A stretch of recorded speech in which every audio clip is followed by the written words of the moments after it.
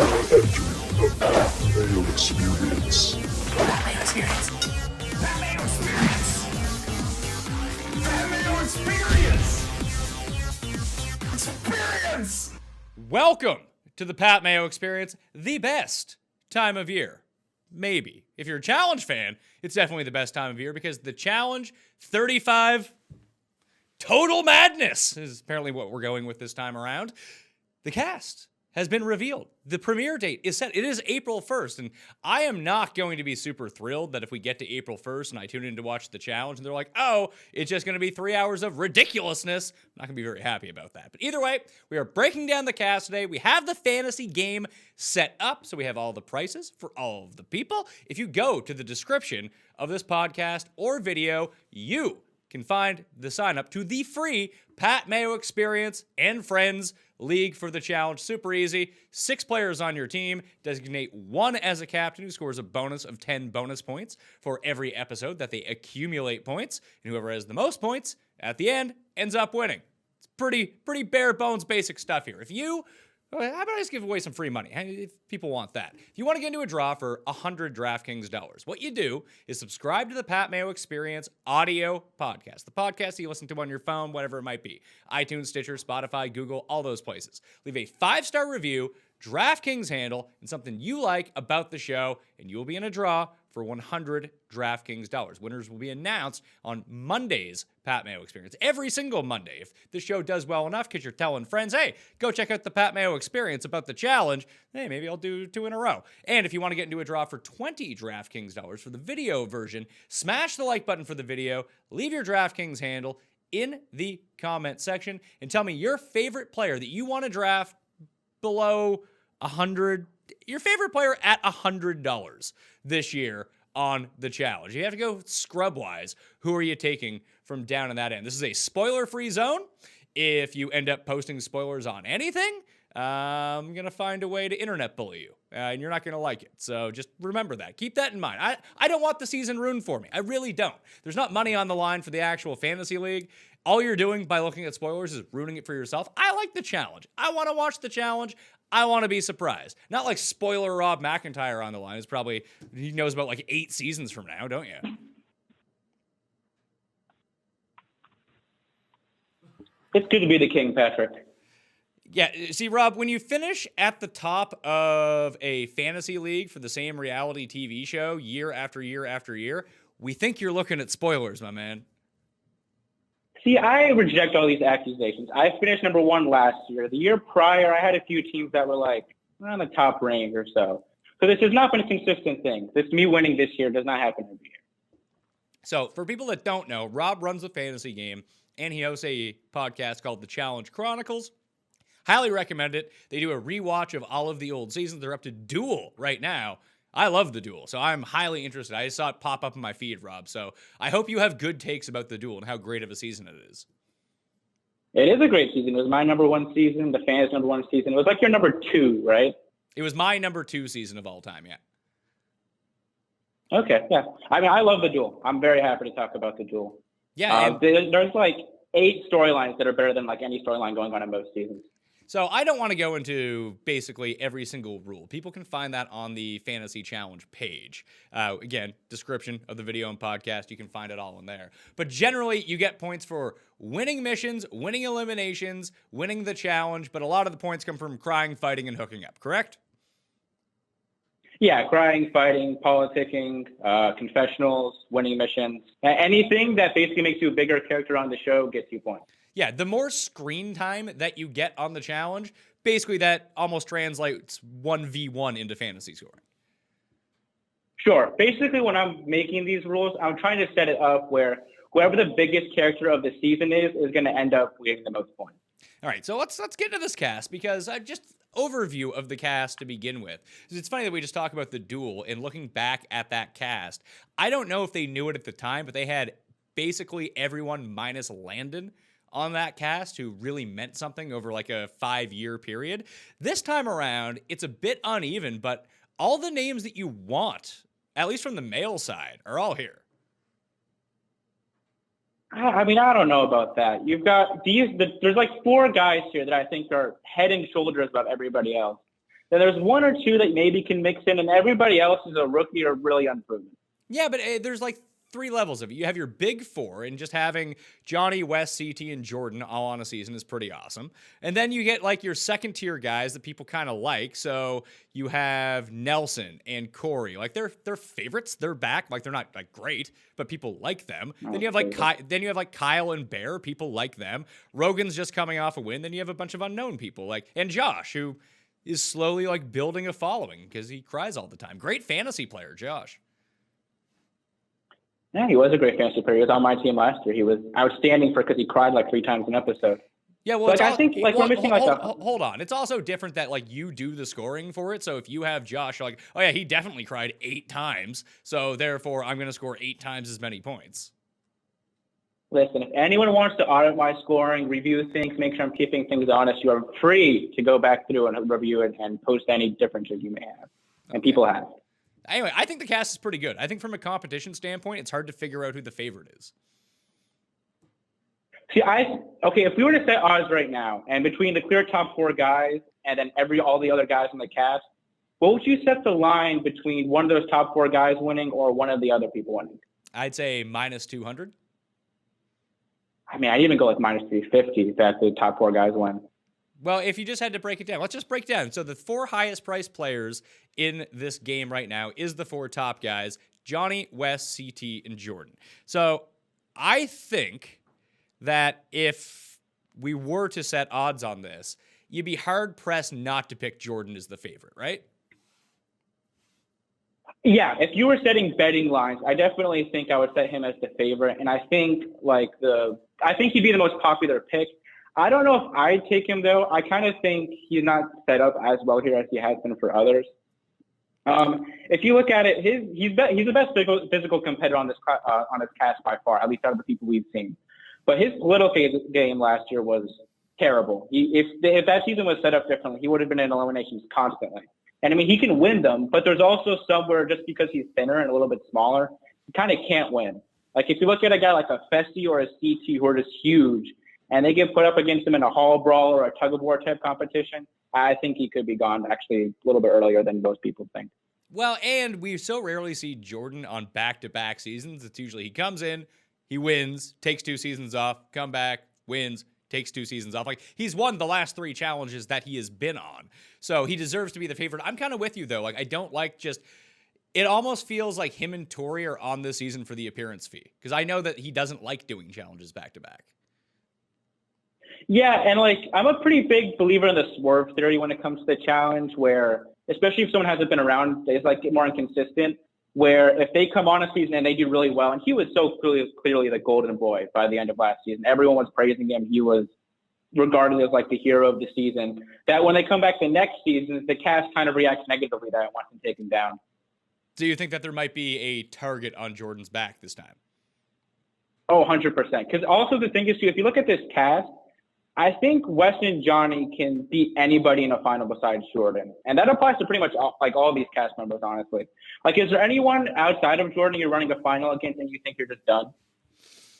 That are duds or like that would just be an overwhelming favor? Like, I do think that Bananas after Jordan would be a huge favorite against anyone that I know. Like, there's a couple guys on this cast I don't know, and you're going to tell me all about them, but out of all the challenge regulars, there's no one I see that's better than Johnny, than Jordan, who's exceptionally better than Bananas is. Yeah, but it has been a while since we've seen him do anything in endurance space. If you remember back on Vendettas, which was really the last one, he was the second to last guy on that opening purge. And since then, it's not like we've seen him compete in many long distance running, and he's gotten older. So I think I'd probably put him as second best, but again, it's a huge tier below Jordan. Yeah, it's Jordan. And then I think there is a mini tier of like Bananas, probably Wes. And then it depends on the shape of some of these guys. Like I've been following Bear's Instagram. Like Bear is absolutely shredded now. I'm not buying that much from Bear. Yeah, Johnny, I actually think Johnny's in a really good spot here though. Like I think if you look at this cast, just again, like there's so many younger people and not many people I think that will be targeting him super heavily at the beginning. That if he can overcome some of the political disasters he's had recently, then I think he's in a really good position. Yeah, well, the only person that's going to come after him is Wes. So those two are going to go after each other. So it makes no sense that they're probably too expensive to put on the same team to begin with. But I feel like you pick one or the other. Like, you can't have them both. I don't even know if they're going to go at each other at the beginning of this time. Like, I think I could see what happens this season is there's a ceasefire between the two of them where they'll take out each other as, like, allies, but not go at the exact person first. Like, if you're Wes, I think I could see him targeting Jordan and Bear before he targets Bananas. And then from Johnny, you could see him targeting, like, a Jay or a Corey before he goes after Wes. Well, we also don't know specifically how the rules of the season are shaking down because there's a few different elements. Sure. It looks, like it's a pretty athletic season, or at least one where you need to be reasonably athletic and not afraid of things, which is always like one of the key elements with some of these new people. That's why it's so tough to take the new people, is that you just don't know how they're going to react to heights or explosions going off around them. Like, remember that Derek? Who was the guy from like Real World Bad Blood that came in that like wouldn't jump with the coconuts? Oh, that's Theo Bradley. He was actually like a college athlete too. He seemed like he would be a decent contender. And then he just wouldn't jump off with the coconuts, which is a really dumb elimination too. Yeah, it was a really dumb elimination. It was a super easy and safe elimination, but like for as good of an athlete as he just wouldn't, jump 50 feet or whatever it was on a bungee cord. Like, all right, well, you're going to lose. Like, you never know that element of it. And I think that this season has some of that. Like, it does appear like that there's no like challenge house. It looks like they're in some sort of, I don't know if it's an underground bunker, but they're in a bunker of some sort for an extended period of time. In the trailer that dropped, nothing is really revealed, but it looks like there's going to be one guy winner and one female winner.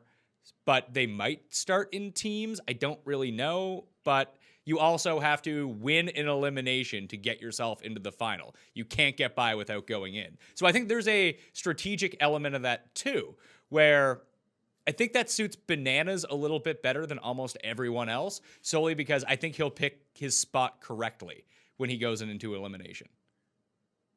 Yeah, I'm not sure how that's going to work. I'd actually thought about a format that would be like that for a while, where I'd always envisioned it being sort of like a tournament setup where everyone starts out in the first round, and then to advance to the second round, you have to win an elimination. But then if you win the mission, you would be like the game setter and get a pick what the two eliminations going on would be that day, who you would go against, and what the theme of the elimination would be. So a lot of people have been saying that this format like gets rid of strategy. I think it increases it by 100%. Why do you say that? Well, just because you have to pick your spots. And that's where I think Jordan and CT run into problems, where CT's game these past few seasons has basically just been not going into eliminations. He has been kind of sitting back, laying back, just trying to play the political game and not have to go in at all. And Jordan is he'll just go in against anybody. He doesn't really put anything into politicking. He makes alliances, but he doesn't seem to really try to be that aware of what's going on. Like last season, he had this one moment where he was talking to Zach, and he was like, yeah, I'll switch to UK and I'll just run things from over there. And there was nothing about the season that would indicate if Jordan switched over to UK, he could just run things. That just wasn't how the season was playing out. So unless if he gets a lot more like politically aware of the situation, I think both of those guys could be in trouble. Well, I don't know if necessarily like the political decision that I think Jordan made, that he said he could go to the UK team last season and run everything, is that he seems to be good at knowing when there's no chance of switching opinion on whatever he's doing. So if he had stayed on the American team, they were just going to throw him in every time. And that ended up happening with the UK team. Either they threw him in or he got voted in to go play against them. But I think that he saw the players and the male competitors on the US team and was like, well, I have a better shot against the UK anyway. And eventually they're going to be like, hey, we might need you to win, so we'll just throw in someone else.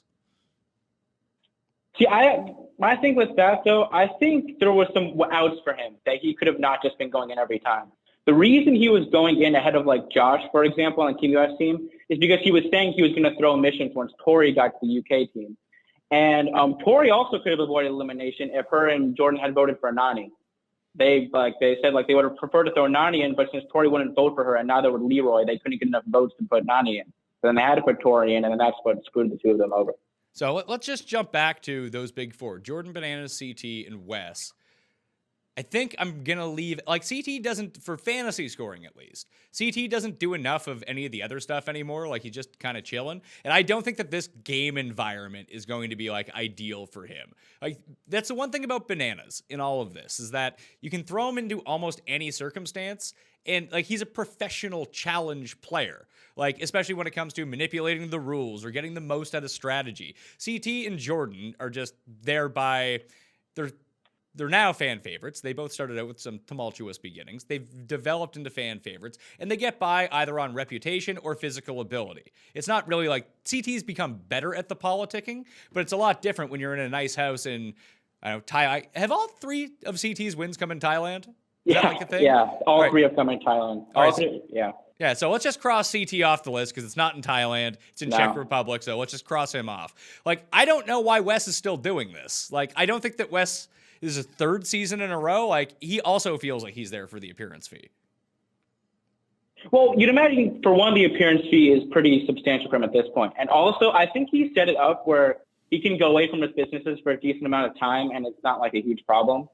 I think he's there to win this season. I don't think he liked getting knocked out by a bear so early last season. Yo, he looked, I don't know if he was actually sick last season or he had to go home, but, like, he gave 0 effort in his elimination.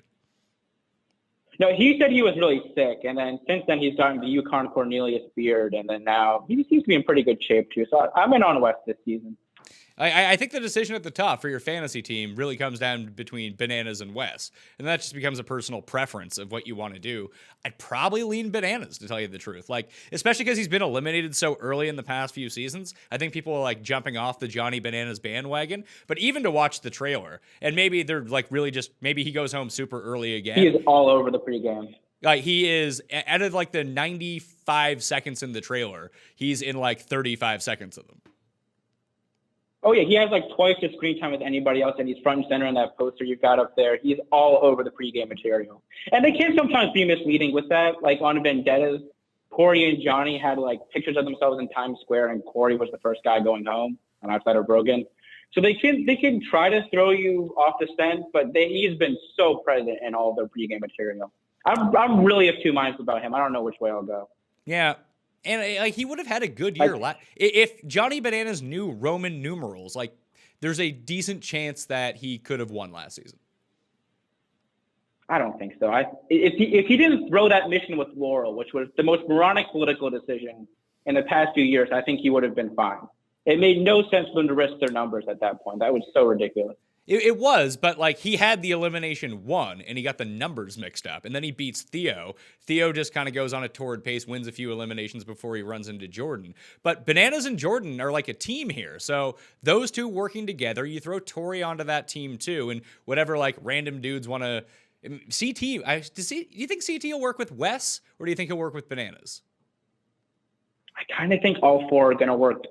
Like, I've always been someone who's never said, I don't think Wes and Johnny will ever have an explicit alliance. I really could see a ceasefire this season, though, where, like, for example, like, if you look at the, like, seasons of Survivor, where returning players come back, where the big threat was, hey, since if we're the big threats and we get rid of the other big threats, and the other guy's just going to come for us because we're the biggest threat remaining. So I think for them, if any of them go towards the end with these rookies, the rookies eventually probably have a bigger bond with the other rookies than them, and they'll just turn on them. So I don't think they'll have an explicit alliance between Wes and Johnny, but now since CT and Jordan are also on better terms, I think all 4 kind of work together this season.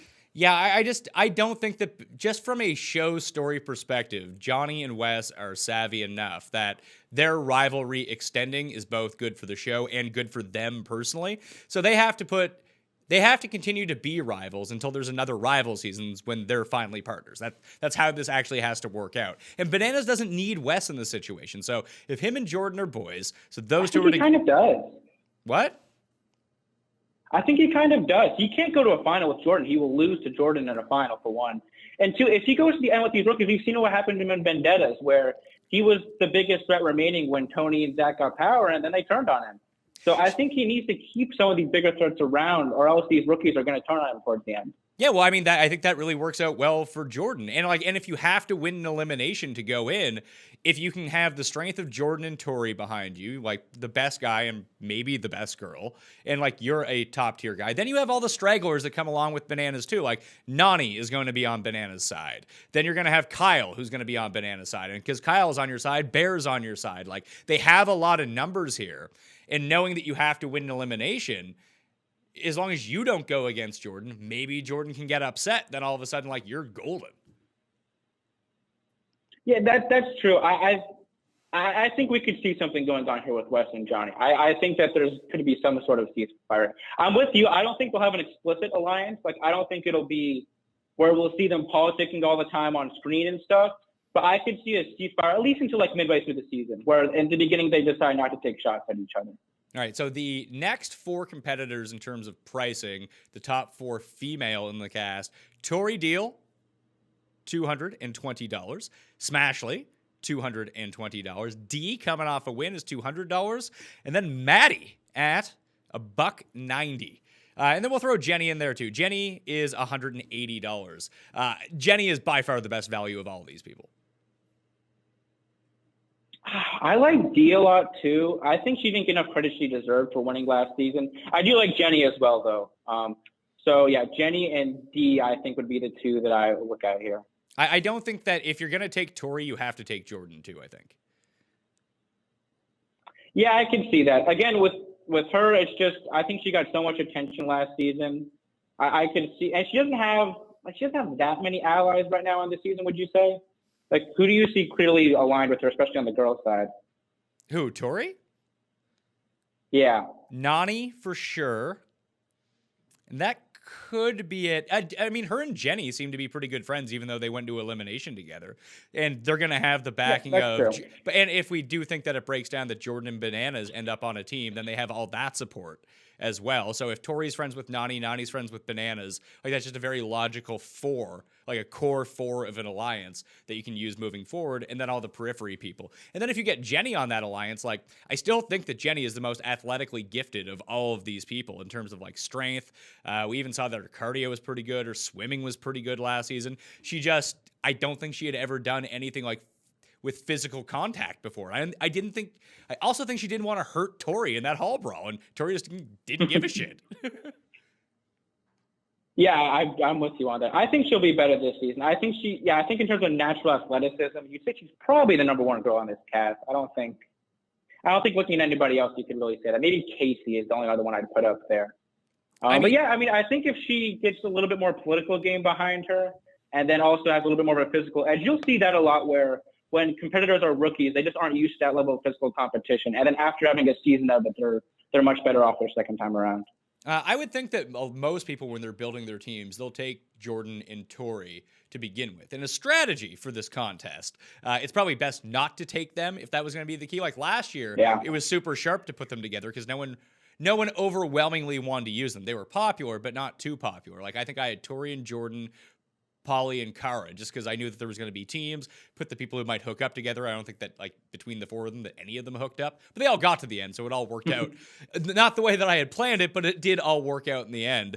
But if you don't want to use those 2, like Ashley at the same price as Tori, everyone's going to use Tori, no one's going to use Ashley, and you do run the risk of Ashley as the first person out, but she could definitely win. Yeah, so with Ashley's last few appearances, she won Invasion, quit on Dirty 30, won Final Reckoning, got last on War of the Worlds 1, and then now got to the final War of the Worlds 2. So it's an off Ashley season, unfortunately. And maybe so. Look at that. Look at those career winnings. $1.1 million. Oh, yeah. Only Jordan is close. Yeah. Yeah, no, I mean, she's won more than anybody else. I don't think anybody else has cleared $1 million. No, yeah, Jordan second with 833,000, then Bananas with 684,000. It feels like it's funny. Turbo has 750. Oh yeah, Turbo has, and Theo has a bunch too, because whatever second was on that season was worth a lot of money. I think. Can Theo ever come back now that he's lost his eye? Because I've seen him like he was wearing an eye patch for a really long time. Follow Theo on Instagram, good dude. But now he's like appearing in photos without it, so it leads me to believe that maybe like his eye is healing. I still don't think he has vision in it, but I don't see why he couldn't come back on. I mean, back in the day, they had like people who were pregnant coming on the challenge, so I think they can make some move with Theo. Well, that's an interesting thing because, like, my girl DJ Mel Reeves is back on. One of my faves. But, like, she's pregnant now. No. I think, as I saw, like, yesterday, she's, like, 26 weeks pregnant, which kind of, like, coincides with the show. So she might be pregnant on the show. She just might not know it yet. Yeah, maybe I need to put, like, conceived a child as points for this season. Who knows? I mean, do we think that... If you had to guess, let's say Melissa does get impregnated on this show and the father is in this cast, there is a 100% chance it's Corey, right? Oh, I wouldn't say that. We don't know about these new guys. Yeah, but I mean, Corey already has, like, I mean, if Tony was on this season, it'd be Tony or Corey. But, like, put it this way, even though he's down 3 goals with 30 seconds left, Corey's not pulling the goalie.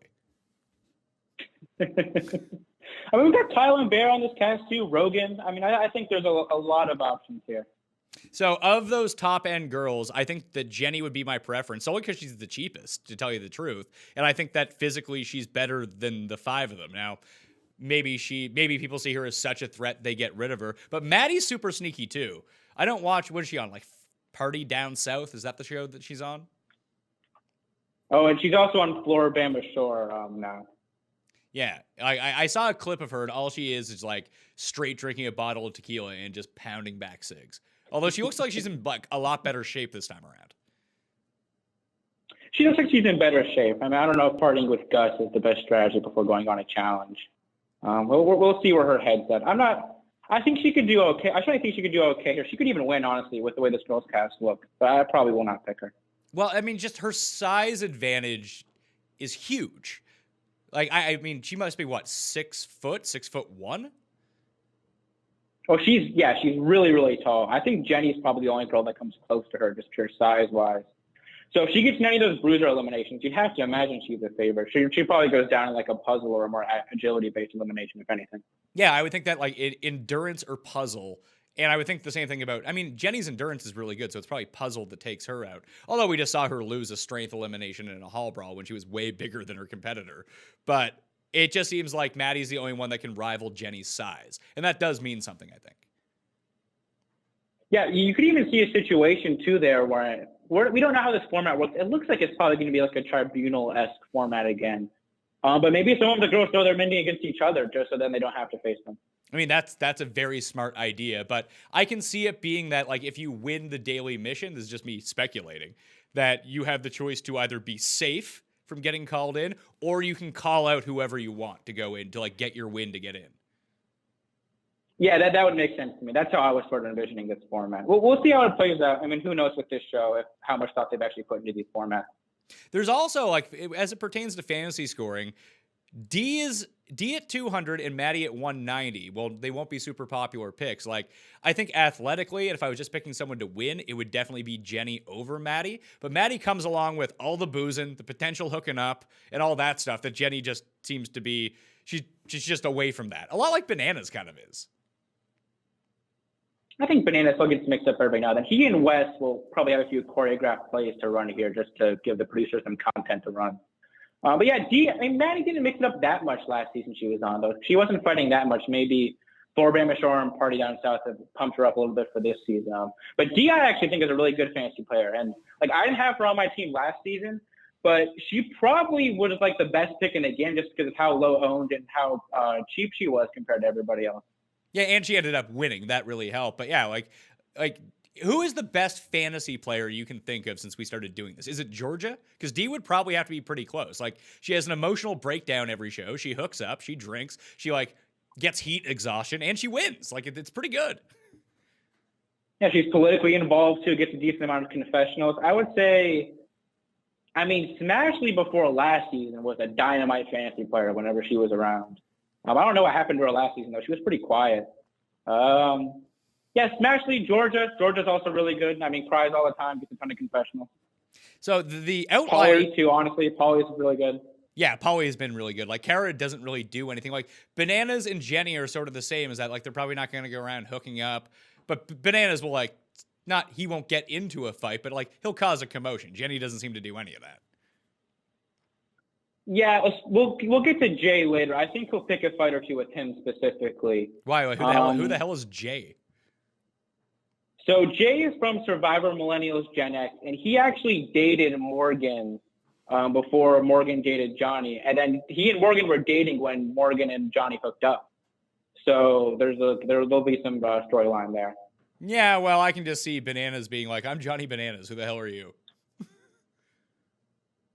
I mean, he's someone who he likes to pick a fight with a rookie that comes on every season. Maybe. So there's one outlier player here in terms of pricing. Nelson is $190. So all the top 4 guys are $250. Nelson's $190, and then the next closest to him below is Rogan at $130. Why is Nelson at $190? Like, what elevates him above the Corys and the Rogans and the Bears and Kyles of the world? I mean, he's 8-2-1 in eliminations, so he's shown he's pretty dominant there. He got second in that final with CT, and if that final didn't have so much swimming compared to most other finals where swimming's not really a factor, then he probably wins that season. And he's got like a decent amount of allies. He mixes it up. He always gets in drama too. I think Nelson, I don't know if I can fit him on my roster just of how the pricing works out, but I would want to pick him if I could. Do you think anyone is going to pick? Like, I'm actually really glad. This is why I think this cast is kind of strong, because I really like Nelson. I think he's great TV. And I don't, like, is he playing up his sound bites or is he just a legitimate moron? I don't think he's that dumb. Remember when he schemed against Corey and Shane in that elimination on Invasion? And I still don't think that he schemed to do that. I think that's just he forgot what the plan was. I mean, I don't know. I think I don't think he's that dumb. I think some of it's put on. He could just be like not the most skilled linguistically, and then everything else is fine. But yeah, I agree with you that if he gets to a final, like, he's kind of dangerous, where we know that if Corey gets to the final, he's not winning. No, I mean, it depends on how many puzzles are in the final for Nelson, or if he's paired with a girl who can actually like do the puzzles, if that's that portion of the final. Yeah, we just. Everything else. I mean, he's got really good stamina, so I think he's good for a final. Yeah, like, he's someone that you need to get there, and like, I don't know where does he fall in this season with alliances? Like, does he team up with Wes? Well, Wes and Hunter were so closely aligned, and then Nelson and Hunter are still really good friends, so I could definitely see that happening. It'll be interesting to see if Johnny still has a vendetta against Nelson and goes for him early. And then, like, I don't think he has anything against any of these British guys. So, I mean, he was really close with Josh, so you imagine he and Rogan at least have some sort of relationship. Yeah, well, let's get to those guys, because Rogan's the next person up. So it's Rogan, Kyle, Bear, 130, 120, 110. That's the next tier of guy competitors here. Sorry, I got that wrong. 170, I was looking at the other side of the column. 170, 170, 170 for all 3 of them. So yeah, so I guess Nelson's not that big of an outlier. I was just looking at it incorrectly. So 190 for Nelson, 170 for these 3 guys. I think you could probably put Kyle and Bear together as a package, knowing that they're going to work together. But, like, what happens to Rogan now? Like, who is he aligned with? Because it feels like no one. I could see him being done early. Like, you can't imagine he and D have the best relationship at this point. And then Wes seems pretty tied to D still. So, yeah, I don't know where he goes. And, like, he and Josh were taking shots at Cara recently, and I know her and Polly aren't on the season, but she's still connected to some of this cast. So I think he could be gone, like, week 2. Rogan? Yeah. And, I mean, he never started elimination last season, and a lot of the vets probably will be still annoyed with him for that. So I think he could be done real early here. Yeah, I feel like Kyle and Bear, Kyle especially, because Kyle is so tied with Bananas that if people start taking shots and, like, we need to get rid of Jordan, we need to get rid of Bananas, that Kyle can kind of skate by. And, like, episode to episode, Kyle's going to pile you up a bunch of fantasy points. Well, the only issue with Kyle, he is engaged now, so he won't be doing any hooking up, unfortunately. He's engaged? He has relationships with both. Yeah, he has, like, a house. I'm pretty sure he has a fiance now. No, good for him. He's also in much better shape than he used to be. Oh, yeah. I wasn't a huge fan of how he played last season. I feel like if he just kind of committed more to the Josh Rogan alliance, he could have even won last season. And he has had past relationships with both Wes and Johnny, though. So he could maybe, like, play both sides a little bit between them and then just skate by until, like, 2/3 of the way through the season. Yeah, well, he seems like he could be aligned with, like, what I'm saying about him. Like, Bear is sort of an outlier because Bear's going to be a maniac. And Paul and I haven't discussed this yet, but Bear's a must-have always, right? I will probably not be owning Bear. Like, the only, like, worry about Bear is that he gets knocked out in, like, the first 3 episodes, because it feels like if there's 16 episodes on a season, if you can get 9 episodes out of Bear, he is the highest scoring person in most episodes, because he's a nut job. Yeah, for sure. I mean, he like, one of the things that separates Wes and Johnny so much for me is that any episode they're in, you know they're getting like 8 at least confessionals and have a decent shot of winning the mission. Bear's pretty close to them in that regard, though. I feel like he's kind of like what Le'Veon Bell was for a few years there in fantasy, where anytime he was healthy, you know he was going to be really good, but there's also a super big chance he gets suspended or injured or something crazy happens. Yeah, and like I do you think that the conditions of this house, like this season reminds me of not The Island, but how like The Island, everyone was just miserable the entire time. So there was no like, outside of Johanna and Kenny, there was like no hooking up. I could see this being a season where there's no hooking up, although Banana alludes to people potentially hooking up in the trailer. So who knows? I think they're still going to be hooking up. What else are they going to do? What? Like, what else are they going to do if they're just locked in this basement house besides hook up? I don't know. Sit around and strategize the entire time. Yeah, I don't see Bear being that involved in sitting around and strategizing, I have to say. I don't know. I think of those 3, I'd go Kyle, then, I don't know, for fantasy scoring, I'd probably go Bear, then Kyle, then Rogan. I think Rogan's kind of sneaky, though, because I don't actually know how good he is at stuff, but, like, he acquitted himself very well in the final. I mean, that final was pretty well set up for his team, though, with how everything worked out. Where most finals are much more conditioning based, where you have to run a lot. That was actually a power final where the size actually really helped him. Well, it didn't. Like, when we look at the U.S. team, like, oh, Zach needs a break, and then Paulie needs a break. Like, CT, Jordan, and Rogan did not need a break, and like they were fine the entire time. Yeah, but they also were carrying a lot more weight. They were carrying with women a decent proportion of the time. Then no josh shots at women, obviously, but with how that worked out, just the size difference there wasn't going to be good for them. And then also, Zach and Paulie have a crazy low body fat percentage. I think it was Tori who was talking about this. Where with that final, you kind of just needed like the extra hibernation girth to keep going through it. Oh, you needed that extra fat to burn off as you were going? Yeah, that's what Tori was saying. And like that kind of makes sense. And if you had, remember Paulie when he was talking right before the final, he was saying like, oh, he started out a little bit bigger and then now he's in perfect shape to run a final. And most times he would have been right.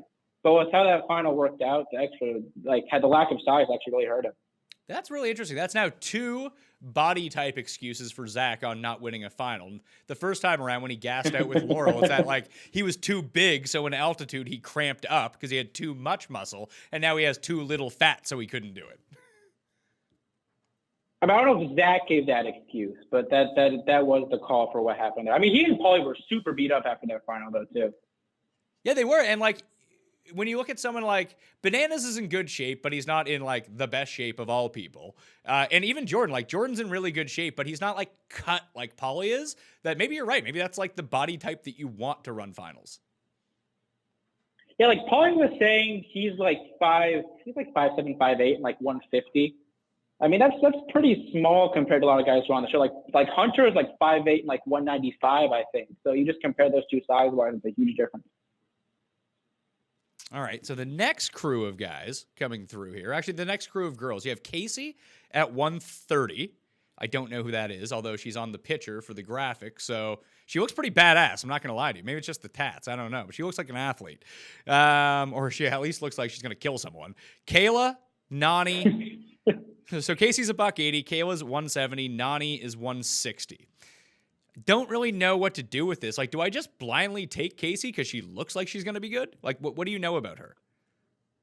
So I set the pricing purposefully really hard this season because people had complained it was too easy to get whoever they wanted recently. But I would really want to try to fit Kaycee on. So she won Big Brother 20 first off.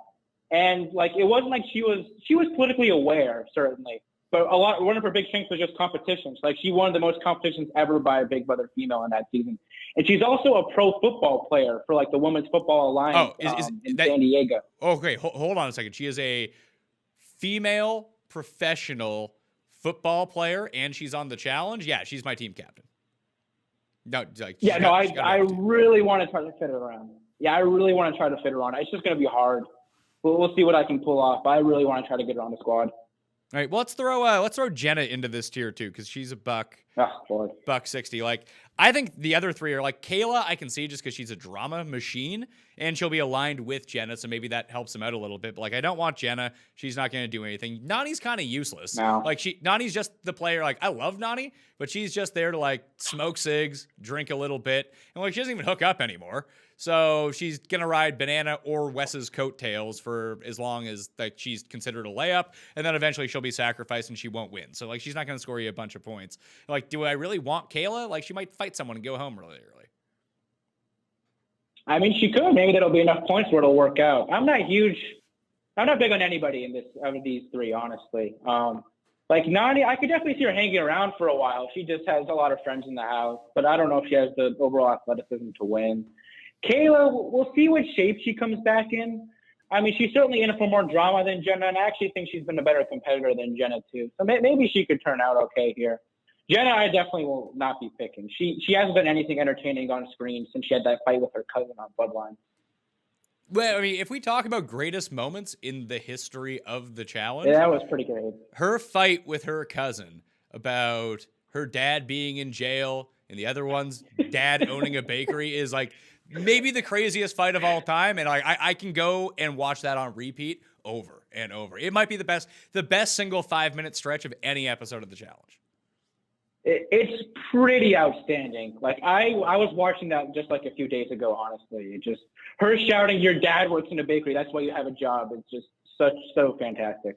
All right, so the next tier of dudes, we got Corey at 160, Josh at 150. Is Fessy a guy or a girl? Fessy's a dude. Okay, so Fessy is 140. And then we got JS at 120.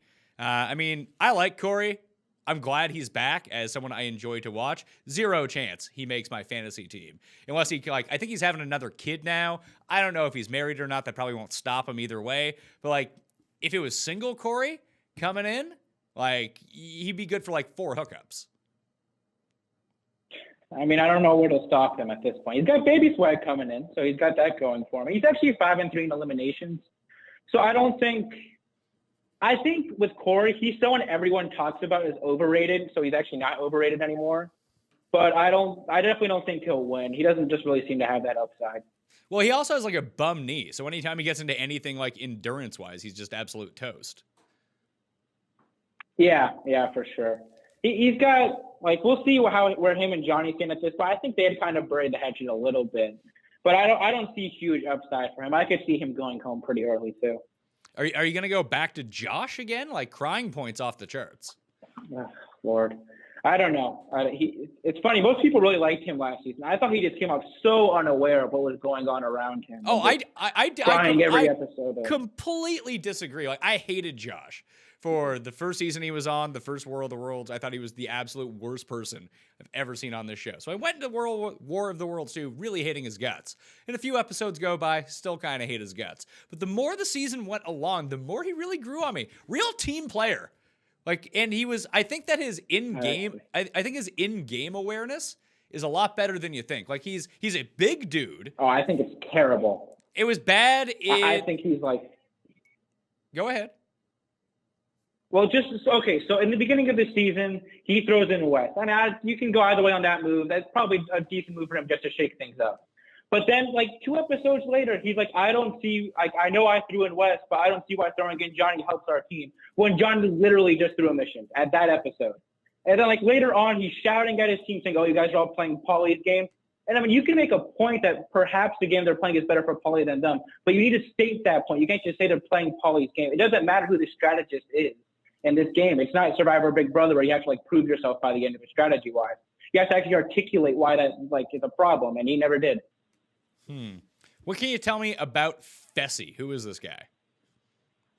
Okay, so Fessy, he's from Big Brother, and he's 6'5". He was an NFL prospect at tight end. Like, he played college and actually, like, ran some drills in the combine. And, like, again, he's sort of like Kaycee, where he was okay politically. He didn't win his season. but he was a monster competitor, and he's big. So like he's as tall as Theo, but he's actually like got muscle behind him instead of the runner body that Theo had. So he's an interesting pick here. Oh yeah. Out of these lower priced guys, out of the rookies, I think he and Jay will be the two that actually have like storylines on the guy's side. I'm not too concerned about storylines. I'm just concerned about someone who's good enough to like when I'm looking at rookies, I think it's better to go with like physical attributes over who might get a ton of screen time, because that is just so random to begin with that if I know that he can win an elimination or like win a mission, like that's just going to get him on screen. Sure. No, that's fair. But I mean, I think having that front at least will give them a reason to give you confessionals, and you won't get like Shailene or something. Yeah. So what about Jay? You think that Jay's going to be any good? I think he'll be okay. He's a little bit smaller. I was surprised if they were going to bring a Survivor guy on. They didn't bring one who's a little bit bigger than he is. But he was competitive physically his season of Survivor. I think glad that stuff going on with Johnny, at least in the beginning of the season. And he seemed really pretty likable. Like the rest of the cast all liked him during his season. So I think he could be okay here. All right. So who's the next tier of players that we have? So we got DJ Mel Reeves coming in at $130. Who else we have? Aneesa. Oh, good God. $130. How the hell is Big T back? Big T, $110. Someone named Jennifer at $100. Bayleigh at $100. And you've put in male and female alternate, I guess, if it comes down to that. Yeah, people complain about that. I thought about putting them at just like $0, so people can just like throw them onto the back end of their team. But with the way those will work is just if one alternate shows up, either male or female, you'll accrue points for that person, whoever it might be. But if there's like two that show up, you only get 1 point for the first one. I will tell you, there's a 100% chance that Melissa will be on my team. She is probably my favorite. Oh yeah, 100%. She is my favorite person on the show. I think she's actually super underrated physically too. Like I think she has some like MMA experience, and if you look at her elimination with Sylvia, she was really physical that elimination. She was not afraid of contact at all. So, and I mean, she's another one too, where this episode she's on, she's gonna pile up the fantasy points. So I'll definitely be trying to fit Melissa onto my squad. Now, I know that she's pregnant now, so that leads me to believe she probably hooks up with a dude, but we've seen in seasons past, I mean, she can go either way, so that just opens up the entire house to her. Yeah, she's got anybody on the season she could be trying to get with. I think she's definitely someone who loves her camera time, which is great for fantasy points. Oh yeah, and she can be like an absolute lunatic too. Like she comes from the X on the beach background in the UK, like not afraid to get into people's faces, and like compared to Big T, who is just an absolute disaster, and Aneesa, who I was trying to think of this, like just thinking about it, like. Aneesa's season of The Real World was Real World Chicago, which happened during 9/11. So that's 2001. Yeah. We're almost 20 years later. So conservatively, she's 36. That's the youngest she could be. High end, she could be 40. And she's been on 12 of these seasons, and she sucks. Like, she's good at eliminations because she's fierce, and, like, you know, she's a big body. She knows what to do. But you would, if I was on this season, I'd be like, hey, Aneesa, want to come to the final with me? Let's go. You're going to lose. Exactly. And the producers do seem to like her. She gets a decent amount of confessionals. She just seems like the ultimate person who, she could even make the final just because who wants to get rid of Aneesa, and she can win an elimination or two and then just gets last. Yeah. Like, how many finals has she been to? I'm trying to think. 3? 2. No, it's just, I'm pretty sure it's just 2, because she went to Gauntlet 2, which was the wonkiest final of all time. And she could have won that one. Anyone could have won that final. And then on Duel 2, she was in that final when she and Mark Long were like 6 hours behind Brad, Evan, Rachel, and Brittany. Yeah, well, I mean, it wasn't really Mark Long's fault that they were 6 hours behind. It was Aneesa's fault they were 6 hours behind. Yeah, that one's probably on her, I have to say. So, like, especially if you're like a Nany competitor, and you probably need to get really well set up for the final, you probably want Aneesa to be hanging around for a while. I can see her sticking around for a while, although, like, she doesn't have, not that she was a big, like, popular amongst, like, the popular, good players like during her heyday. But there was always enough respect for Aneesa because she will cut you with words. She's, like you said, very good at confessionals. So that helps. The producers seem to love her too. So maybe they set her up for something a little bit easier. But I can see her like terrifying some of these younger competitors. Oh yeah, and like her and Wes are actually like really, really good friends. So I think she'll have an alliance there, and maybe she just kind of gets in with that crew. I would still take of this. Like, what can you tell me about Bayleigh? Who's she?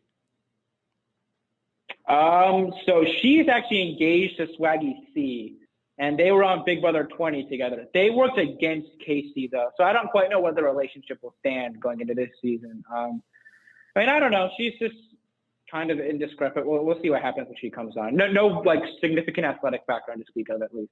All right, yeah. So I think from this bottom tier, it's Melissa. But if you're gonna take Bayleigh, Swaggy C seems like someone you would also have to take. Like if you're gonna go Bayleigh and Swaggy C for $100 each, like you could afford Johnny and Jordan or Wes and CT, whoever you wanted. Yeah, you definitely could try that way. I think with the way this works out, you might have to take someone that's like $120 or less. So, like, I mean, who knows with Big T? Maybe she trained a little bit and will be a little bit better coming back this time. And then, like, Jennifer Lee, who's another $100 player, she was her first boot on The Amazing Race. So she seems like she could be Shailene 2.0. And then, I mean, out of the $100 players, I definitely think Asaf is at least the most notable. So he dated Tori for, I don't know about dated. They were like a kind of a thing on their season of Are You the One for a little bit. And then he's also been on Worst Cooks in America. So You Think You Can Dance, and he won Big Brother VIP. So he has a super big reality TV track record, at least. But I don't quite know about his competitive abilities. Yeah, so down here you have, it's Asaf, that's how you pronounce it? Not Asaf? No, it's Asaf. Asaf. So he won Big Brother Israel? It's like Big Brother VIP Israel. So I guess there's celebrity Big Brother version. And then, yeah, he was also on Worst Cooks in America, and So You Think You Can Dance. Oh, did he compete with Cust for Worst Cooks in America? He should be on that show. I mean, they could throw him on maybe a best of Worst Cooks in America, or Worst Cooks in America versus Worst Cooks in Canada. I mean, if we got Cust on our side, I think we're looking pretty good. So Asaf and Swaggy C. I just really find it hard to like. His name is Swaggy C. What's his real name? Is it like Chris? Yeah. I mean, this is an all names cast, though, at least. You've got Big T, Swaggy C, Asaf, Fessy. Is Swaggy C going to be any good? Like, I don't like, what's he from? You say he's from Big Brother? Yeah, he's also from Big Brother. I don't know. I mean, he seems at least he's in like okay shape. Who knows? Like, I mean, it's hard to tell from these pictures, but looking at Swaggy C and then looking at, what did you say it was? Asaf? Asaf Rocky? Yeah. Like, yeah. Asaf looks like he's a little bit bigger, if nothing else.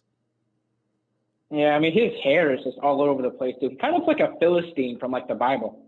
So is he actually Israeli? Because I think that would actually carry a lot of weight. Because everyone in Israel has to do, like, 2 years of military service. You learn, like, Krav Maga and stuff like that. And especially, like, if you have, like, some sort of... I'm not joking about this. That if he did end up going... No, I know. If he did end up going through that, and...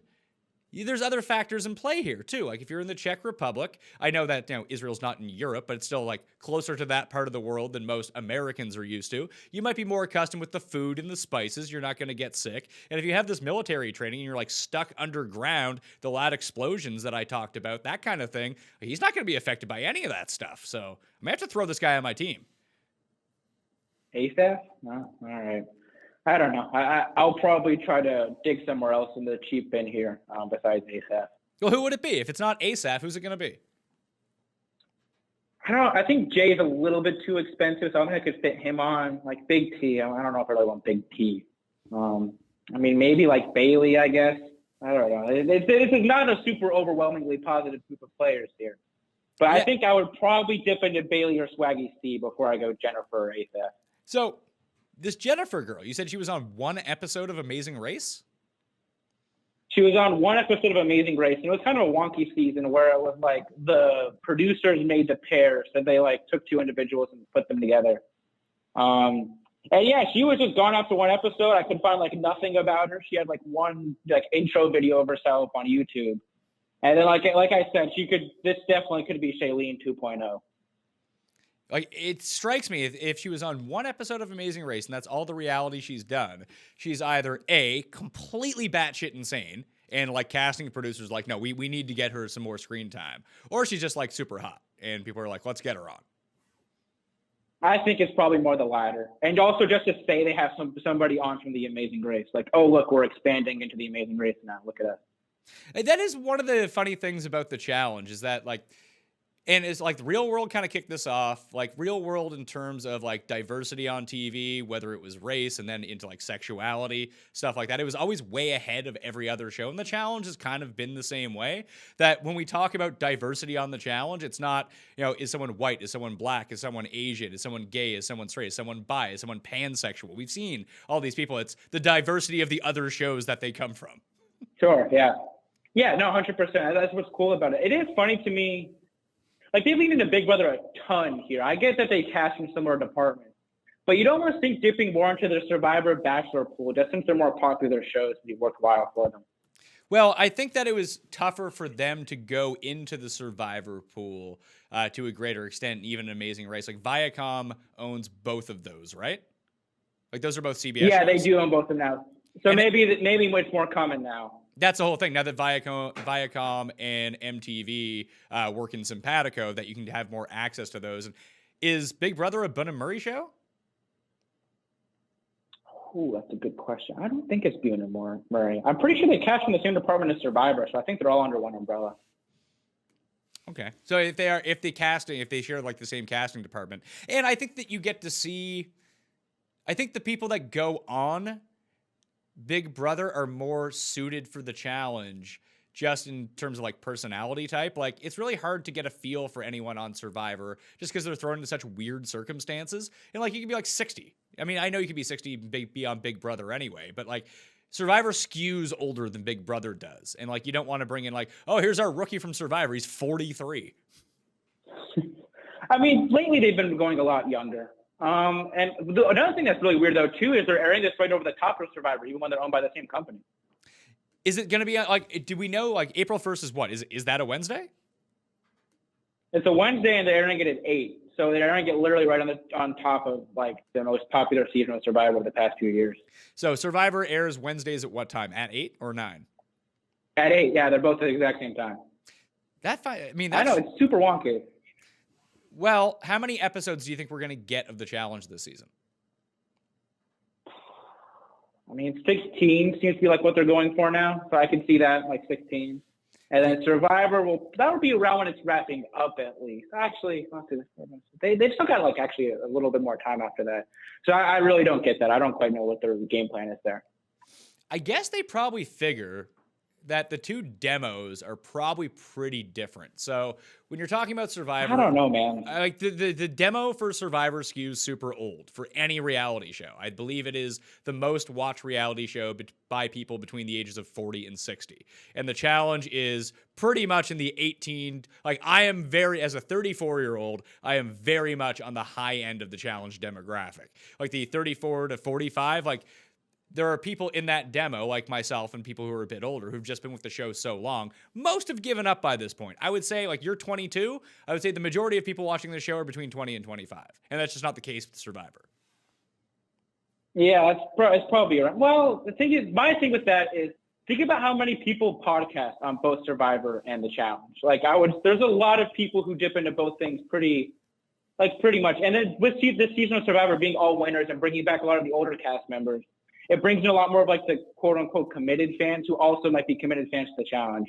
Honestly, my opinion on what happened here was that since there's now they're both owned by the same company, one guy was like, hey, our numbers show the best time to air a reality show is Wednesday at 8. So let's put both of them on Wednesday at 8, not realizing what it would do to their viewership base. Now, I mean, there's some very illogical things that go on with like network scheduling and production of shows. That sort of stuff does not get by network executives. That is actually what they get paid to do. So I would guess there's some sort of strategy.